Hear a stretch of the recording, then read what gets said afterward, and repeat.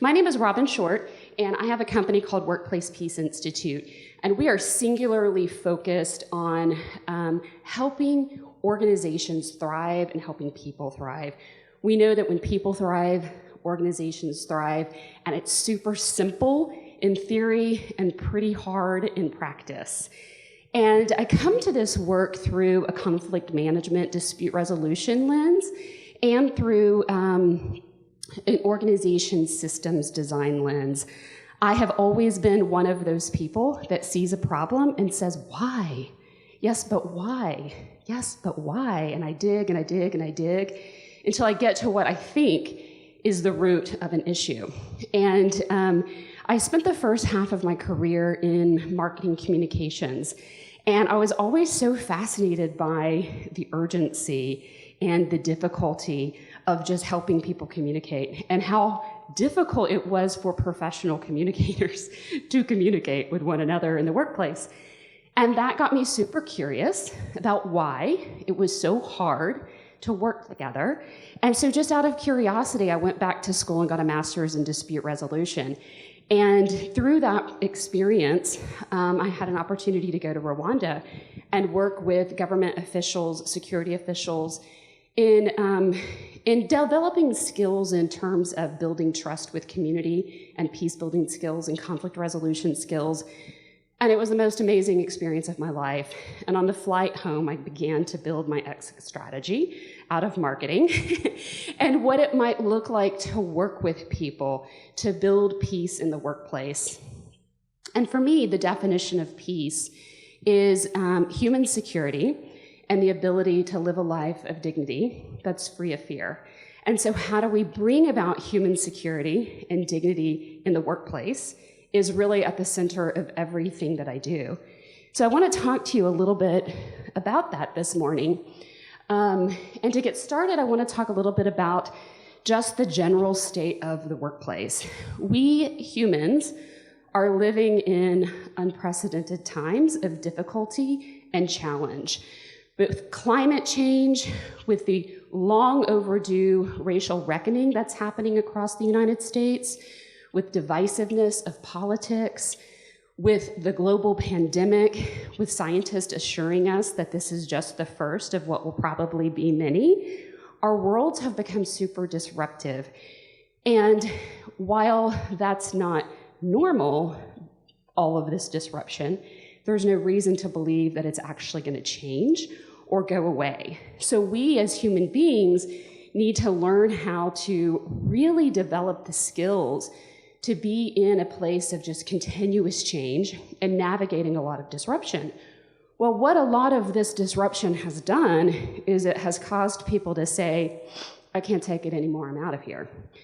Between 38 and 48 million people, I see varying statistics, said, I can't take it anymore, I'm out of here.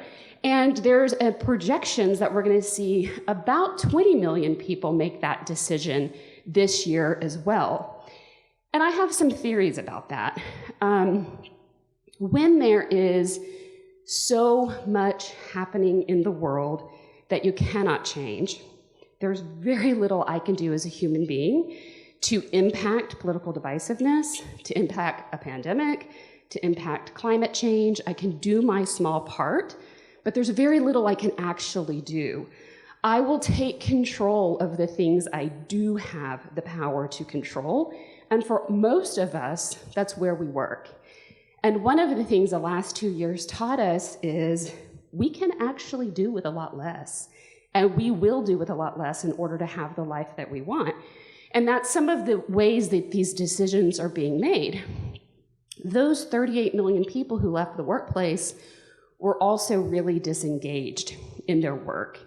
And Gallup defines engagement as employees who are actively involved in, enthusiastic about, or committed to their work. We as human beings, I have this core belief, have a deep desire to contribute to community. We are wired to be in community. But the way that community builds relationship with us will deeply impact how we contribute. So as leaders, and I think of a leader as anybody who has a sphere of influence, so that's really all of us.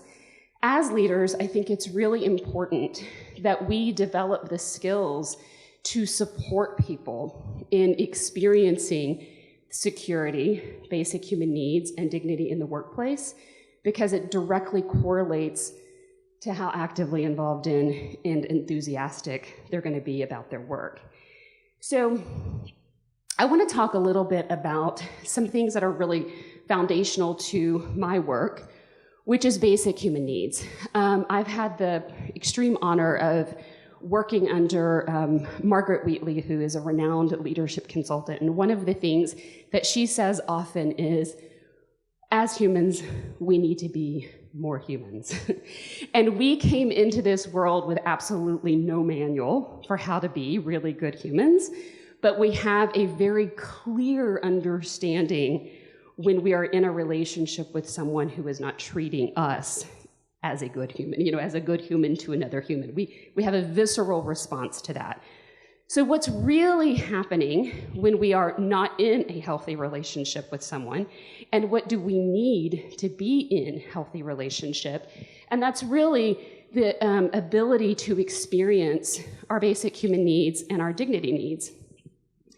And I follow the work of John Burton, who is a basic human needs scholar from the 60s, who's really been critical to the development of some of this scholarly work. And he says, and I completely agree, that basic human needs are not hierarchical. We are perpetually seeking the fulfillment of all of our basic needs at all times. So it's not like once I get shelter, then I need nourishment, then I can begin to work on actualization, but rather we need all of these things at all times. And we also need to experience our dignity. So dignity is our inherent worth and value as human beings. Literally since the 1600s, that has been about what the definition of dignity is, our inherent worth and value as human beings. We know we are inherently valuable. We know we have inherent worth, but what we don't know is how to express that. And we also don't have the language to ask for that experience, and we don't have the language to talk about when that experience is being violated. I really want to encourage all of you to kind of dig into the work of Donna Hicks. She has a wonderful book called Leading with Dignity. And for the first time in all of these literally hundreds of years that scholars have been talking about dignity, she's wrapped some real tangible ideas around what that is. And she calls them the 10 essential elements of dignity. And for starters, we all need to have our identity accepted. I need to be able to come into the workplace, come into the community, and be fully embraced for all aspects of who I am. We have been conditioned to talk about this idea of celebrating tolerance, tolerating differences. I can promise you there is no space in which I want to be tolerated. And it's extremely obvious to me when that's what's happening. I want to be fully embraced. And one of the really key pieces to increasing employee engagement is the ability to have our identity fully embraced and fully accepted. We also need to experience inclusion, acknowledgement, recognition, the benefit of the doubt, independence, and accountability. When these aspects of our dignity are honored, we begin to experience our basic human needs. They're directly correlated to one another. So I want to talk for a second about the brain and what happens when we don't experience our dignity being honored and when we don't have our basic human needs being met. And the brain is wired for survival. That is its primary function. It's here to keep us alive, and it's here to keep us in community so that we can perpetuate the species, essentially. So we need to stay alive, we need to stay safe, and we need to keep humans on the planet. That's what the brain is tasked with. And there's three really important pieces to the brain that's critical for leaders and for all of us in the workplace to have awareness of. And one is our frontal lobe. The frontal lobe is the newest part of the brain. When you hear people say that the brain's not fully developed until you're 24, 26, maybe 28, it's the frontal lobe that they're talking about. And that's really important because that's where decision-making is done, critical analysis, thought. It's often called the CEO. It is why, quite literally, a pack of teenage boys are very dangerous. They are running around without a fully developed frontal lobe. What's interesting is that the oldest part of the brain, the amygdala, it is the primary, it is tasked with keeping us safe. So the amygdala is where the fight, flight, freeze mechanism happens. And the thing that's really critical for leaders to understand about the amygdala is that its job is to keep us safe. What research is just now surfacing is that it's the very first place information stops by before it moves into other areas of the brain for emotional processing or for thought, etc. So the very first thing that happens is information comes in and the amygdala says green light, red light. And depending on which way we go will depend on how our brain responds. I go in defense mode or I lean in and I collaborate, which means that we are creatures who feel and then think. And we have been told our whole lives to leave our feelings at the door, don't take it personal, it's just business. And the reality is you cannot. You simply cannot. So the really critical piece to all of this is to realize that if I don't feel psychologically safe, I cannot activate my frontal lobe. I cannot engage in collaborative problem solving. I cannot apply critical thinking and critical analysis to the thing I'm here to do because I don't feel safe. And these basic human needs and dignity needs are the roadmap for how we get there. It's the roadmap for how we experience safety in the workplace. We need to experience justice, belonging, inclusion, self-fulfillment, self-esteem, the ability to participate. So as leaders, that should really be the thing that's guiding us.